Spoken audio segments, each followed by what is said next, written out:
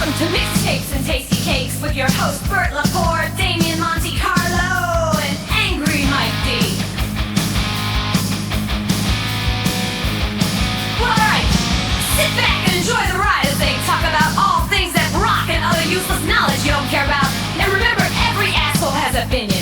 This is theirs. Don't forget to hit that like button and subscribe.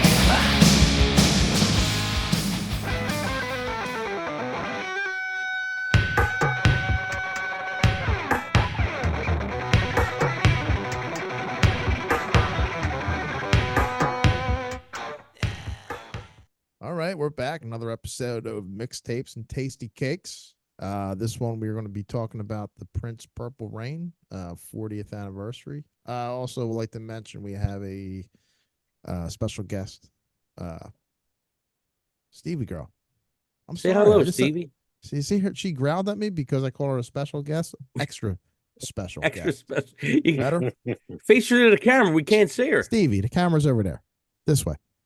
Stevie, Oh, look at Stevie. over here. She's a little camera shy. I think we should give her like a Billy Idol haircut. That would be great.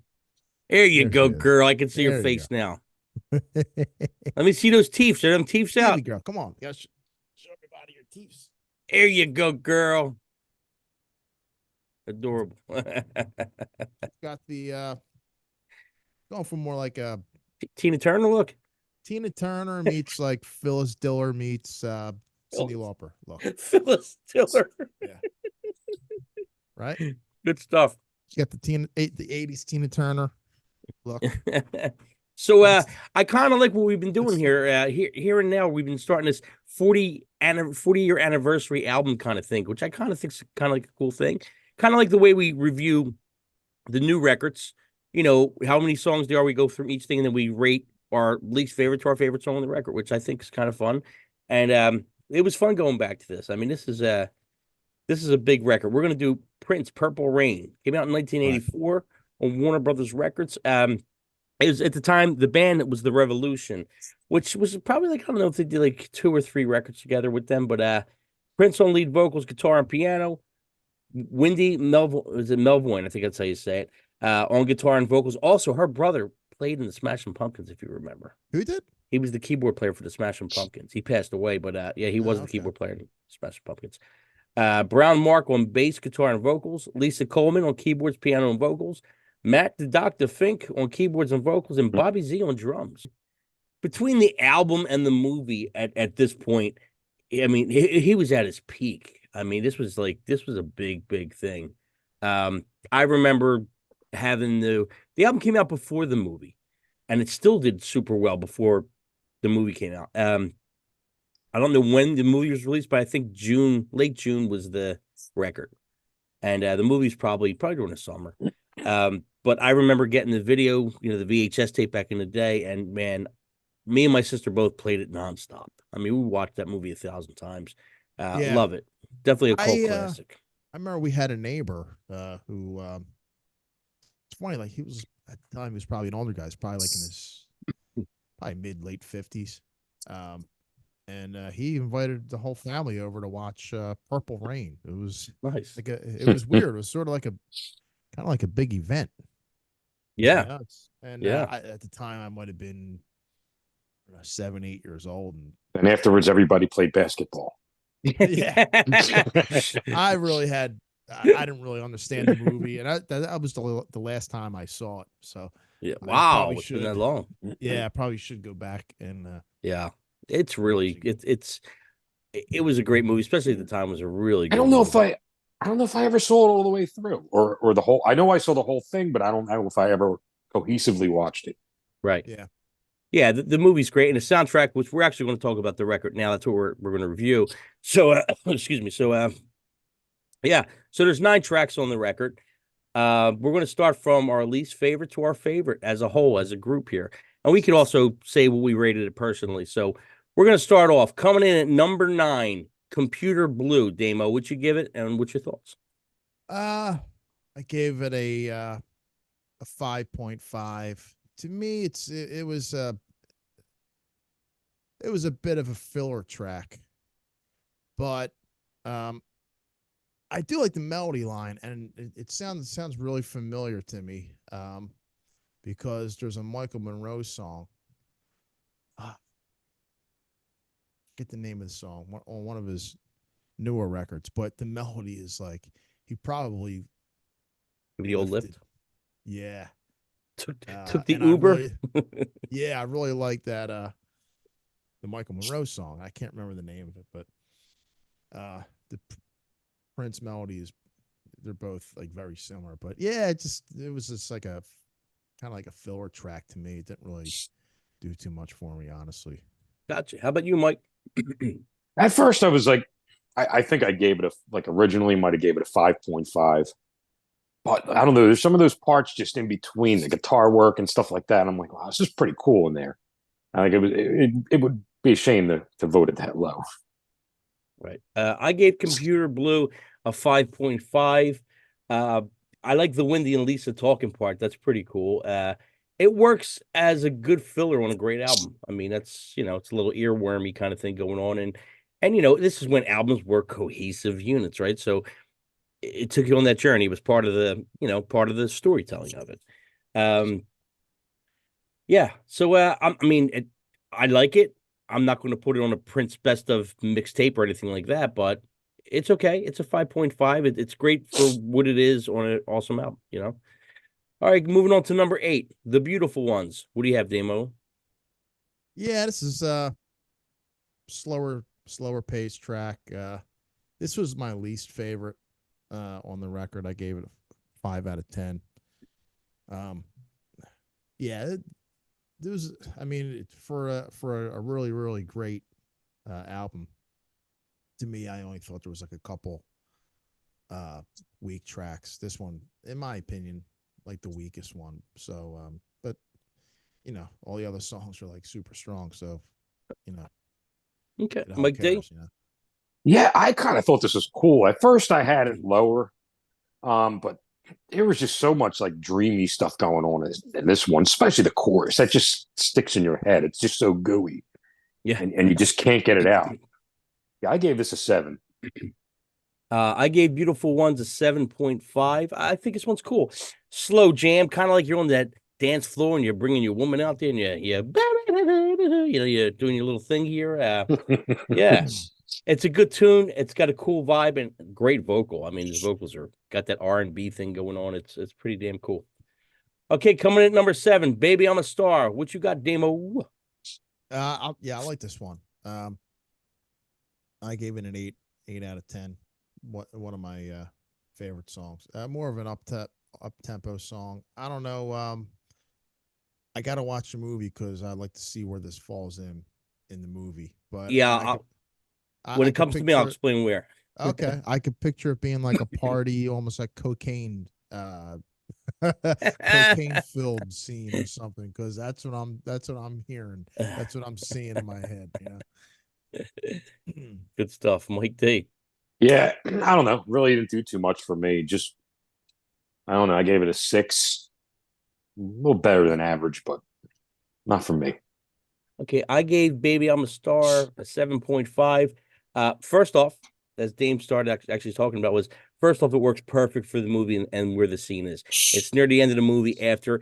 I'm trying to go off the top of my head, but he's like the house band kind of deal. He's the kid. He's trying to push through and make it to the next level. Morris stays the older guy that has the pull kind of deal. And he finally gets his due, and Baby I'm a Star, is like right before the last song, I believe, in the movie. So it's kind of like, he pushed through to the next edge. He's a star, So it fits perfectly where it's at in the movie. Yeah, I mean, this is a good one. Interesting thing is this song was written years before the record. This song was written probably after Controversy, but didn't make it onto 1999, but made it on to Purple Rain.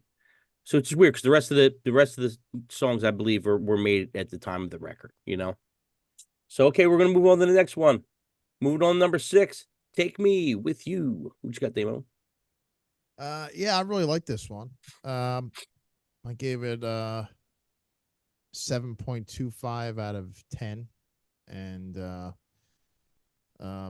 Yeah, really good tune. I really like the drum fills in the beginning. They kind of open up the song. Nice. Because a lot of the songs, like the music, drums kind of just like are holding it down. So it was, it's kind of cool to hear the drummer get a little crazy in the intro. But yeah, it was good mid tempo tune, I thought. Mike D.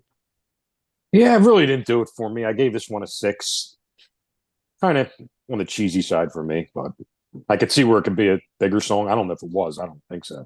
It worked. It worked with the movie. It's another song that worked Okay. with the movie. I gave "Take Me With You" an 8.5. I like the build up in the intro, that drum part Dane was talking about. It also comes at the end of the song too. You hear it again.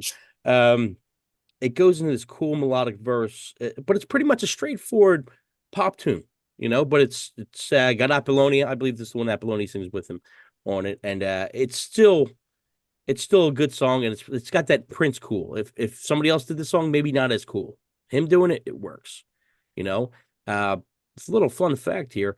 Originally, Apollonia was supposed to be cast by, well, the character, which is the Nikki character, was supposed to be Vanity. And then Vanity, I guess, hit the bricks or whatever she did. And because it would have been Vanity 6 was what she was a part of, right? So, or was it Vanity 6? I think it was Vanity 6. I think so. And then Apollonia kind of came in, and she was like an actress anyway. Like, I guess maybe actress / singer kind of deal. And so moving on to number 5, talking about that. Darling Nikki. What you got, Damo? Pretty raunchy lyrics for its day, man. Even for today, it really is. But the song itself, music wise, didn't really do too much for me. The lyrics are really good, lyrical content, I thought. But yeah, I gave it 6.5 out of 10. Okay, Mike D. I really like this song. I gave it a 9. I like the way the vocals are laid out. I mean, I remember this when I was younger, like a kid. But a lot of those lyrics are just. But now you listen to it, it's like, wow, they got away with a lot back then. Yeah. Oh yeah.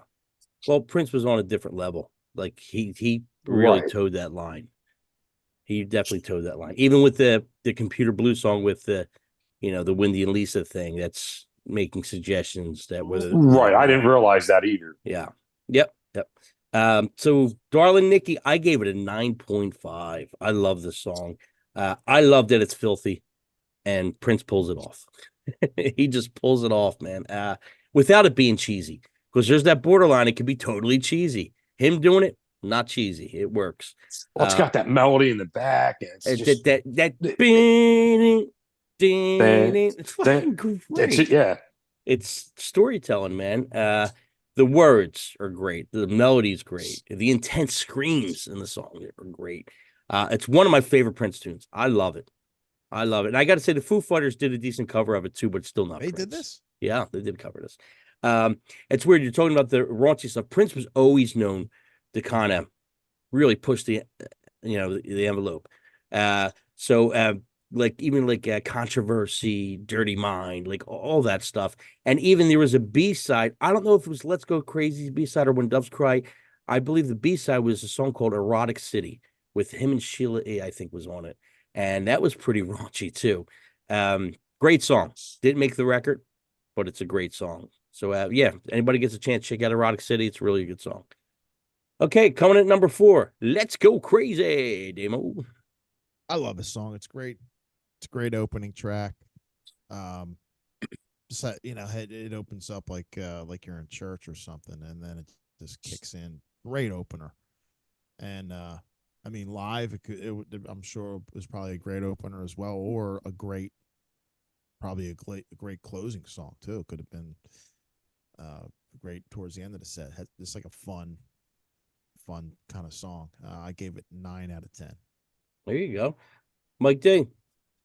Yeah, I mean, I thought it was a great opener track. I don't know, party song, like something for me to want to listen to on its own. Not really. I gave it a 7.5 for what it was.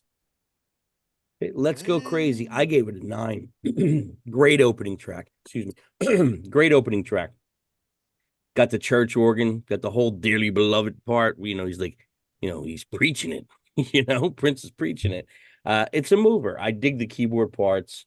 It's a fun song. I never noticed there's a line in the song that says the purple banana thing or purple banana.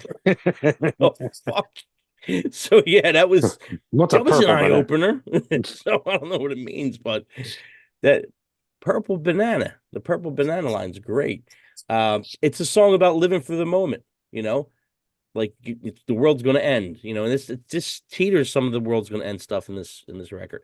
So it's like, it's about living for now. You can't take nothing with you. Don't worry about the past. You got to live for today. And that's pretty much what the song's about. And it shows how great of a guitar player Prince is. Some of that guitar stuff in that middle is like unbelievable. Yeah, just so good. So good. Coming in at number 3, I Would Die For You. What you got, Davo? Fucking great song. Great song. Man, I mean, I talked about, earlier, a couple of the songs were like fillers, I thought, but man, the fucking great songs are great fucking songs. They're 10s. I mean, this one to me is a 10. You gave it a 10. Give this song a 10 out of 10. Yeah. Like I said, yeah, there was a couple fillers, I thought, but the great songs are fucking great. 9s or 10s, and this is a 10. I gave another song a 10. If I could, I'd give this one a 10.25. You would even put it up higher, just yeah. to edge it out a little Yeah. bit. Right. Just give the Maybe edge. I should have just kept this a 10 and the other one 9.99. Really. Yeah. But yeah, this was my favorite song on the record. Gotcha. Mike D. Yeah, not one of my favorite ones. It's a really good song, though. I give it an 8. I'm sorry. Mike's tough. Total opposite ends of the spectrum. I love it. I wish I had gave it a boost fucking button. 8. I don't know what to tell you. I didn't give it a 1. It's not the opposite end of the spectrum. It's 2 points lower. I got to figure out how to do the special effect.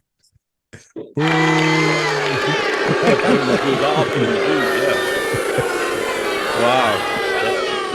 You want to explain why, Mike? I don't know. It wasn't one of my favorite ones on there. I didn't hate it. I liked it. I wouldn't skip it if it came on, so I gave it an 8. I gave it a 9. It's a good pop song. It's got interesting lyrics. The music breaks are really cool, and it's it's well put together. So mine is pretty simple. It's just a really, really good pop song. I gave it a 9. All right, we're hitting the top 2 here. Number 2, Purple Rain. What do you got, Damo? Ah, man, it's a classic. It's not my favorite on the album, but it's a great friggin' song. Great song. I gave it 9.5 out of 10. I mean, it's an iconic song. Great lyrics and vibe. What else can you say? That's great. Mike D. I gave it an 8.5, and I will explain. I could have gave it another point higher, and I didn't because it was just so damn long. I didn't realize it was like almost a 9-minute song. Might be the point of it, though. Well, I mean, it Epic. just felt like it. It's an epic. Yeah, but it felt like it went on forever without kind of going anywhere. It could have ended a lot sooner. But hey, I gave it an 8.5. What do you want? we do that song with the cover band, and that's we usually close the night out with that. Because it's late in the night at a bar, and it just has that vibe, so Prince's version is 8 minutes and 40 seconds. I think we played for like 10 or 12, Keep it going long enough so everybody can get their dry humps in and get out of there. Yeah. You get some people slow dancing in it, super long guitar solos, And it's funny you say that because I'm pretty positive I can remember that was the last song played in the movie. Okay. After he became a star. There you go. Yep. So Purple Rain, I gave it a 10. Maybe the best Prince song ever. It's epic. From the opening into the heartfelt vocals, the use of reverb and delay on it. Sometimes reverb and delay could be too much. It's perfect on this song. It's just a beautiful song. Really cool guitar solo. Yeah. it just has everything has so much emotion into it. It's a very emotional song. That's why I don't mind how long it is, because I don't really even notice it, because it's so Yeah. much going on. It doesn't feel like a long 8-9 minute song, you know. And I got a fun fact here for you that I know Damien would be interested. Originally, it was written more as a country song and supposed to be a duet with Stevie Nicks. Oh, really? Yeah. How about that? And Stevie Nicks was like, there's like way too much going on. I don't know if I could pull this off, kind of deal. It was Wow. too deep for her, kind of deal. I don't think I could even picture that. Well, he changed. I don't know what the original sounded like, but he changed it around. I could see it being a country song. Definitely. But Yes. so how about this? I read a quote from Prince. I don't know, or supposedly by Prince. So I don't know if it's true or not, but the song is about the end of the world, and either wanting to be forgiven or being with the one you love, or tell some people you care about them that you care about them, which I didn't know that really. And Purple Rain, the meaning between purple to rain is that there's blood in the sky. So if there's blood in the sky, red and blue make purple, which I thought was pretty cool. If it's not true, it's pretty cool either way. Mm-hmm. Red and blue make purple.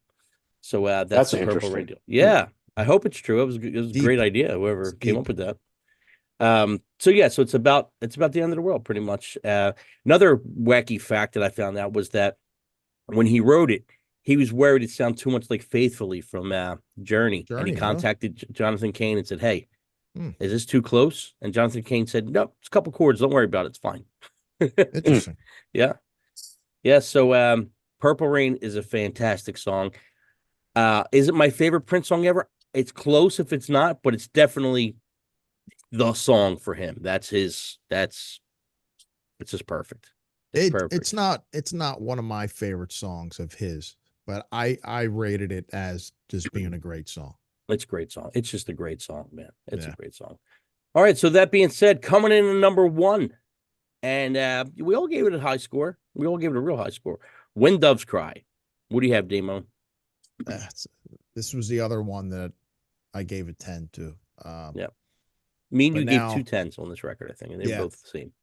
Yeah, yep. Great song. I would have gave it a 9.9 just because I gave the other one a 10 as well, and I liked that a little bit more than this one. But I love the guitar lick and the intro and the lyrics, and I don't know, man. Like he creates a vibe. You know what I mean? Like the music, it's kind of puts you in a space. And I listen to, honestly, a lot of the music I listen to now. I listen to a lot of hard rock and stuff, but lately I've been listening to a lot of like stuff like this, like 80s funk and R&B and stuff. So I listen to this. I hear this a lot on the stations, the Sirius stations, and the R&B station in Philly, 107.9, Lady B and DJ Touchtone. You love that Lady B. Yeah. I listen to them every day. And the Groove station on Sirius XM. Dude, I used to listen to like Power 99 back in the day. They used to play some good stuff. Yeah. So to me, it's it's like it's older music, and I've heard it a lot, but to hear all that stuff and in rotation all the time. As you get older, it gets better. Yeah, and it's new to me, and and I hear things in the songs that I like that could incorporate and stuff that we do that makes things can make things a little different and interesting, and that's probably why I think why he was so cool too, because he there was a lot of hard rock guitar in his stuff, but it was also dancey and R&B and a lot of different musical styles, Yep. Mike D, When Doves Cry. I ruined it. I gave it a 9.5. Yeah, you did. You ruined Great the perfect score. Awesome song. Yeah, I definitely gave it a 10. So great that was song. Your highest one, Mike. Mike 9.5 was Mike's highest. Yeah. When Doves Cry, I gave it 10. Great song, awesome intro, memorable keyboard parts, cool lyrics, cool melody. I like the octave underneath on the vocal. Huge fan of that. Great chorus. The song title super cool. I mean, he was in a class all of his own. That being said, looking at the numbers here, That being said, looking at our Purple Rain ratings, each individually, I gave it an 8.5 overall.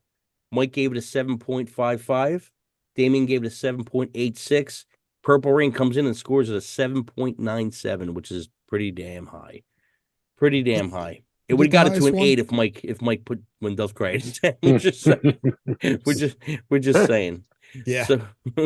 So let's do this might be the highest one. What was it's the highest one we rated it, absolutely. So far. Yeah. This is the highest rating album we did so far out of all our ratings. Sebastian Bach one was pretty damn close. That was like 7.75. Yeah. Yeah. Yep. So as we're wrapping this up here, let's have our summary about Purple Rain. Damo, start off with you. Man, this might have been when I was listening to it this week. I don't think I heard the album like front to back. I know I've heard like every song, but never like in sequence. So it's pretty interesting to hear it that way. And then it's the way a record like this should be heard, I think, you know, in an album sequence. Yeah, so it was pretty cool to hear. And like a couple of those songs that I ranked pretty low, I don't think I've ever heard, honestly. Maybe I did, and I don't remember. It could be a reason why I ranked them as low. Maybe if I heard it more, if I knew it as the album better than some of the rock stuff that we've done, maybe it would have been a little bit higher. But so yeah, but I mean, it's a classic record. Everybody knows it. You know. Yep. Going back to what you were saying about the album sequence thing, even though today's like the day of the singles again, man, I love album sequences because them filler tracks do count.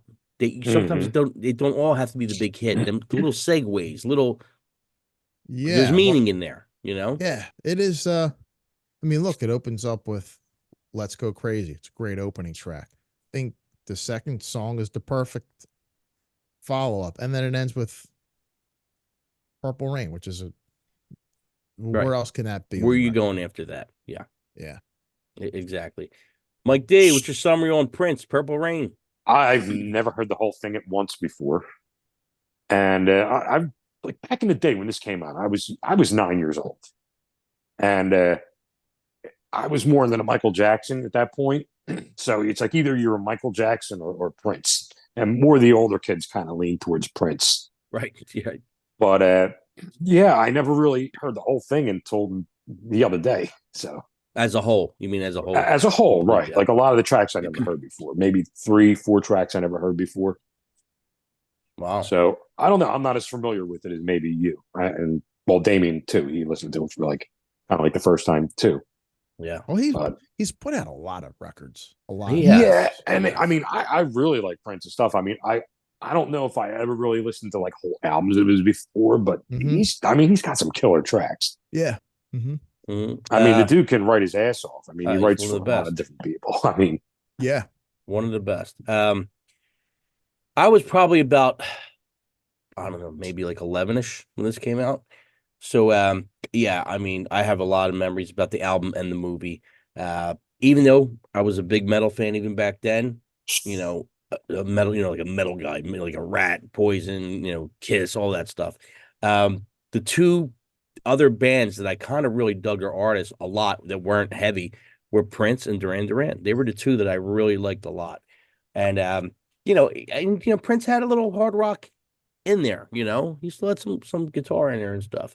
I think the movie is a definite classic.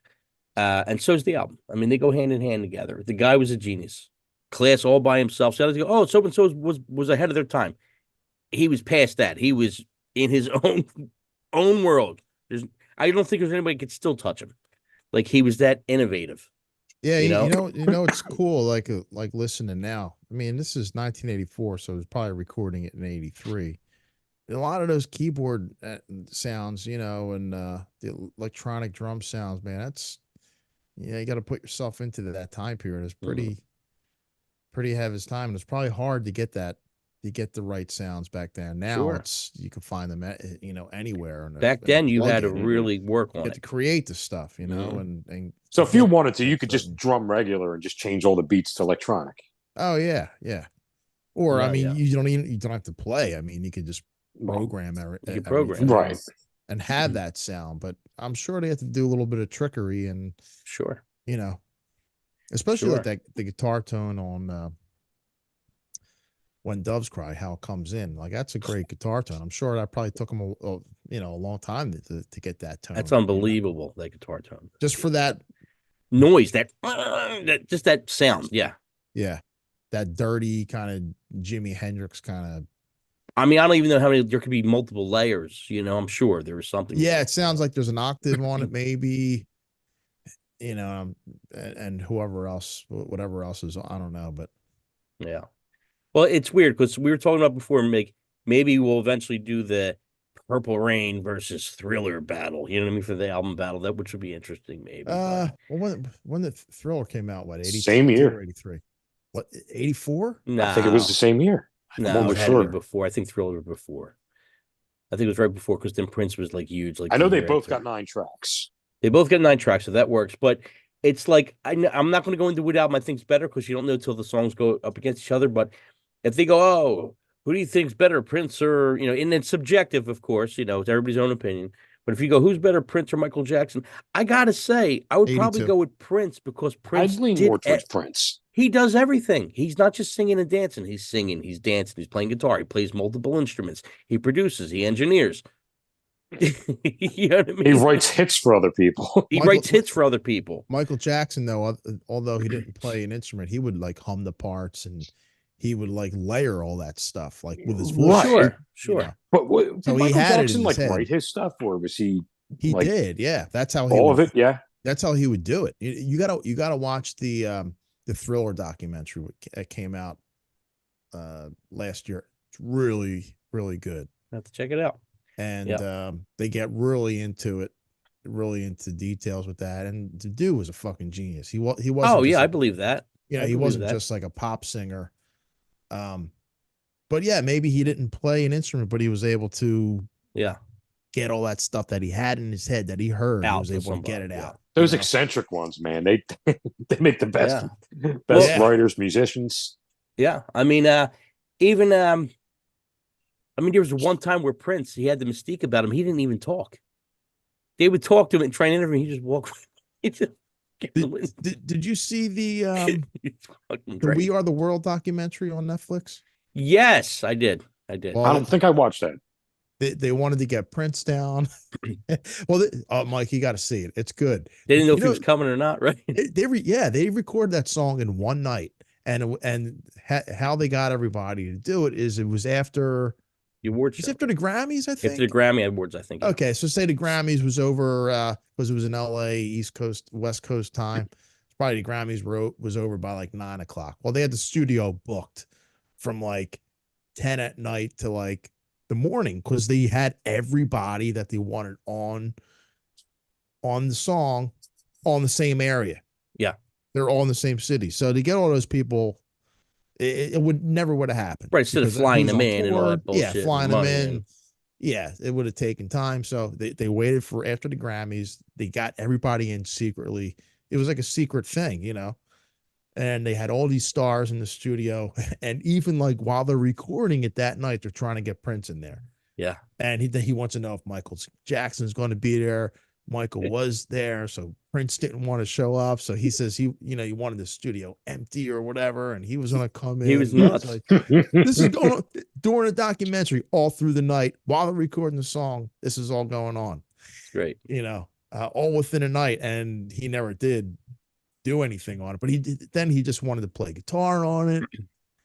And this is, before cell phones. So how are you communicating all Yeah. this? It's fucking crazy, but Yeah. they really get into it on that documentary too. And I would recommend watching that as well. Yeah. I mean, he's definitely or was definitely a true artist. Artiste. Artiste. He did it the way it was his way.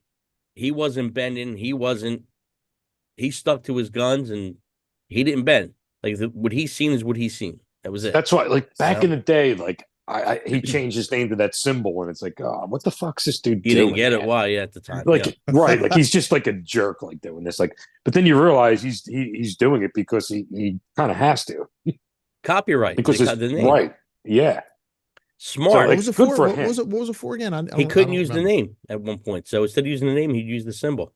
Why couldn't he use his name? Something with the record label. I think he was Right. trying to get out of the record label or left the record label or something like Yeah, that. yeah, because didn't he like write slave on him or something? Yeah, or yeah.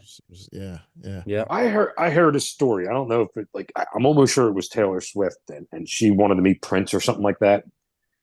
And Prince went up to her and like they met and he said something like, do you own your own music? And she's like, nope. He's like, well, I'll see you come back and talk to me when you do. Yeah.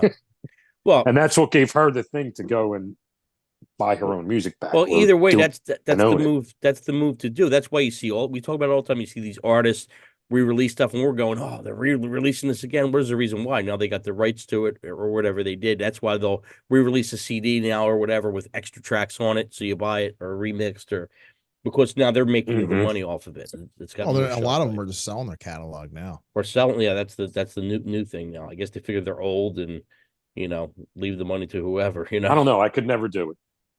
Well, Yeah, like somebody like Neil Young. Neil Young didn't want to be stuck with a label. He didn't want to have to tour. He didn't want to have to do any. He was like, I'm done. I don't want to have to do anything. That was one of the reasons why he sold it. yeah, man, dude, it's a lot of money. Hundreds of millions of dollars you sell for, but then it's like those guys already have a lot of money to begin with. So it's like, do you need more money? And then you're losing control of your songs, like the music that you wrote, lyrics that you wrote. That I think really it's meant a more than lot. just like losing control of your songs. Like in a way, I think it's like a dignity thing too. Like you're selling your dignity when unless like Right, you're in yeah, dire yeah. need for that money or something like that, where you have to do it. But like if you just like you have 100 million, you're like, oh, I need about 100 million more.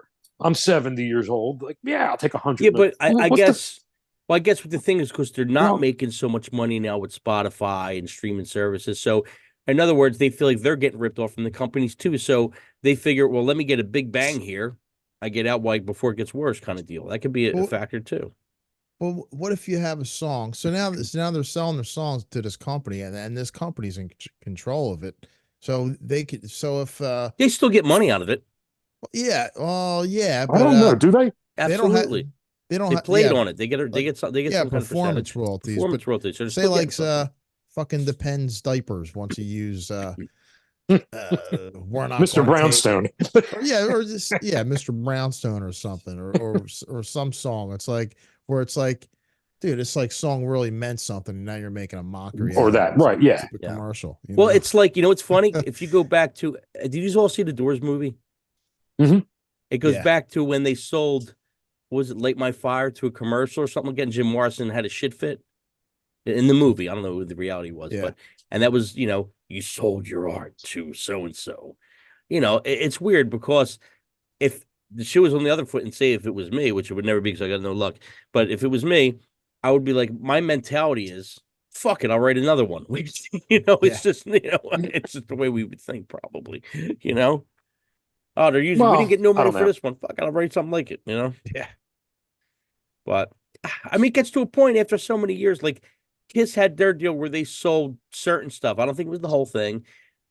I guess the rights to something. I don't even know their deal. Yeah, it was. But they're still. Trust me, weird, they're still yeah. getting something out of something besides that chunk. Yeah, they still have they sold a percentage, not the entire thing, or Right. or Or the rights to something, maybe but- with the Avatar thing. I don't know. I really Yeah, don't it's know just- the deal. Yeah, it's this all They're still so weird making. to me, They're still but- making money somewhere. it's not like they're 30, 40 years old selling their stuff and they Right. need that money to hold out the rest of their lives. Right. Yeah, these guys are like 70, 75, and it's like, okay, well, 300 million.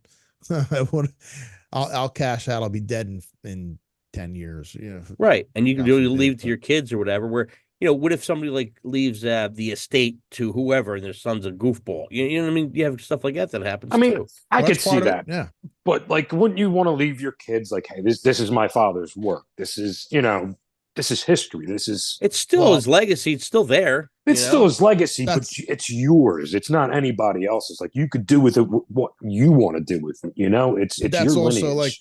like what Bert was saying, because what if you have some fucking dodo bird kid? right. It's that like, I can oh, okay, understand. Right. well, dad's dead now, so I'm gonna sell this song. The to be dignity's used on gone at some- that point. Yeah. You know what I mean? It's like, put it this way, Mike. if we were filming a movie right now, and I'm like, all right, Mike D, I'm giving you $150 for the day. You just got to sign the okay that I'm allowed to use you. I paid you $150 a day. $150. I better get more than $150. You're lucky you're getting that.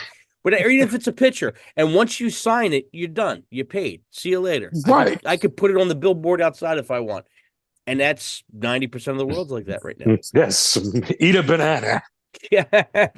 You make the quick buck. That's what it is. Everybody's like, oh, so-and-so must be getting so much money. They already got paid. They're done. Right. You know, not everything works that way. That's what, if you notice, like, see all those models that go in there and they do all that like stock footage stuff and everything like that. And They're done. They end up They're on done. these bulletin boards. That's like, well, we paid for the picture, so Right. if we want to put you on a herpes ad, you're going to be on a herpes ad. The company takes the risk. They give you a couple $100 or whatever they're paying you. They take the risk of putting it in their catalog. They already paid you. The money's gone. And if somebody buys it or if they sell it to us to use in a video or whatever we use for, it's already paid for. Now they're getting money off it. They're not getting their 500 at once. They might be getting $80, $50. It's just like I guess it's licensing, right, Dame? It would be. Look, I don't know. I'm simple here, and if I was famous and if I had money and somebody wanted me to do something like a commercial, I'll be like, no, that's a fucking waste of my time. I don't care if you're giving me $1 million. I don't need it. I don't want to do the situation. I'm going to sit at home and do what I want to do. Yeah, but listen, that money runs out.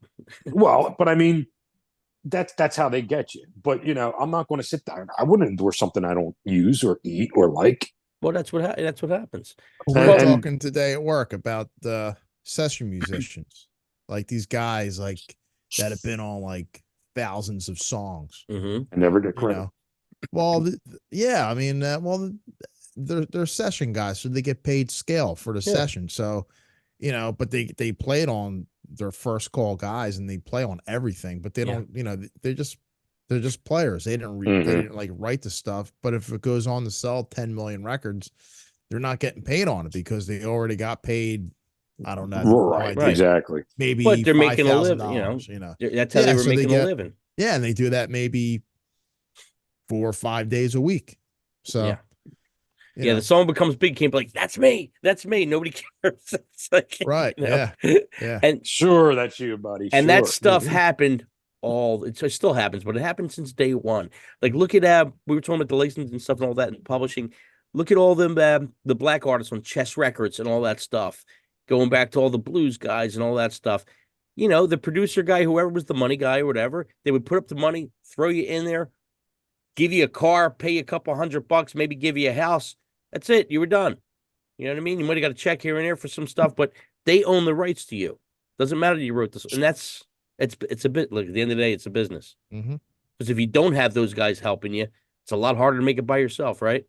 So it's like double-edged sword. That being said, Prince Purple Rain ranks pretty damn high. Get it in your catalog, mixtapes and tasty cakes. See you later.